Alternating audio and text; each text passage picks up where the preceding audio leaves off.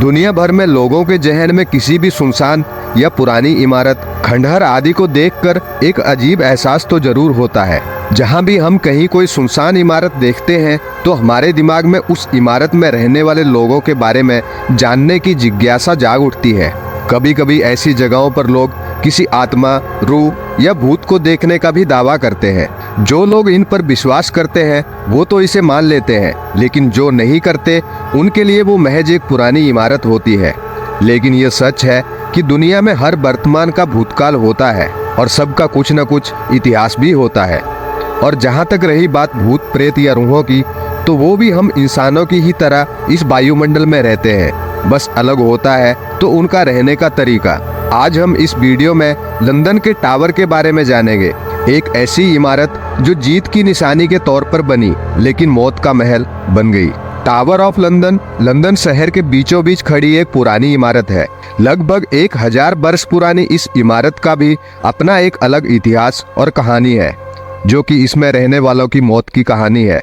इस इमारत में मौत, फांसी, हत्या और अत्याचारों की ऐसी ऐसी वारदातें हुई है जो आज तक महसूस की जाती है। इस इमारत की दीवारों में आज भी मौत की उन चीखों को आसानी से महसूस किया जा सकता है। ब्रिटेन की राजधानी लंदन के बीचों बीच थेम्स नदी के किनारे यह भव्य इमारत स्थित है। इस इमारत का निर्माण सन 1078 में विलियम ने करवाया था। इस इमारत को बनवाने में फ्रांस से बेशकीमती संगमरमर और पत्थरों को मंगवाया गया था। इस इमारत का परिसर बहुत बड़ा है और इस परिसर में और भी कई इमारतें हैं। एक शानदार समय था जब ये ब्रिटेन का शाही महल था। आपको बता दें कि अपने दौर में यह इमारत राजसी बंदियों के लिए कारागार भी थी और यह महल अनेक मृत्युदंड तथा हत्याओं का साक्षी रहा है। इस इमारत में यहाँ के राज परिवार के लोगों के ही खून के छींटे हैं, जो कभी कभी इंसानी दुनिया में लोगों को कुछ महसूस करा देते हैं और लोग उन्हें भूत प्रेत और रूहों का नाम दे देते हैं। इस इमारत में सिर कलम करना भी एक सजा के तौर पर प्रयोग किया जाता था। हेनरी अष्टम, जिनका जन्म 28 जून सन 1491 में हुआ था, एक ऐसा पराक्रमी और कठोर शासक था जो कि अपने जन्म से लेकर अपनी मौत तक लंदन का शासक बना रहा। टावर ऑफ लंदन में इस शासक के कारनामे बहुत थे, लेकिन जो अविस्मरणीय था वो कुछ ऐसा था। हेनरी अपने जन्म के बाद समयानुसार बड़ा हुआ। वह बहुत ही पराक्रमी और तेज था। वे लॉर्ड ऑफ आयरलैंड तथा फ्रांस के साम्राज्य के दावेदार थे।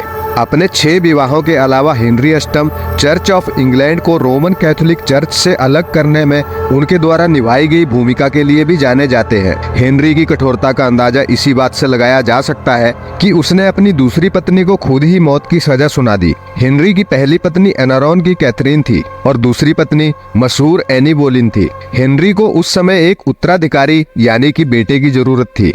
उस समय एनी बोलिन गर्भवती थी, लेकिन एनी को डर था कहीं पहले की तरह इस बार भी कोई अप्रिय घटना ना घटित हो जाए। लेकिन वही हुआ जिसका डर था। एलिन का गर्भपात हो गया, जो कि राजा हेनरी को नागवार गुजरा और उसने एनी को मौत की सजा सुना दी। इस घटना के बाद एनी बोलिन का सिर कलम कर दिया गया।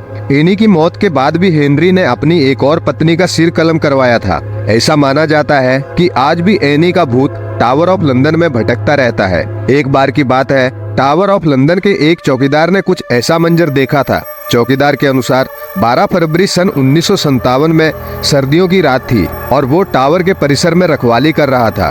तभी उसने ग्रीन टावर के पास किसी सफेद साये को देखा था, जो कि देखने में एकदम रानी की ही तरह लग रही थी।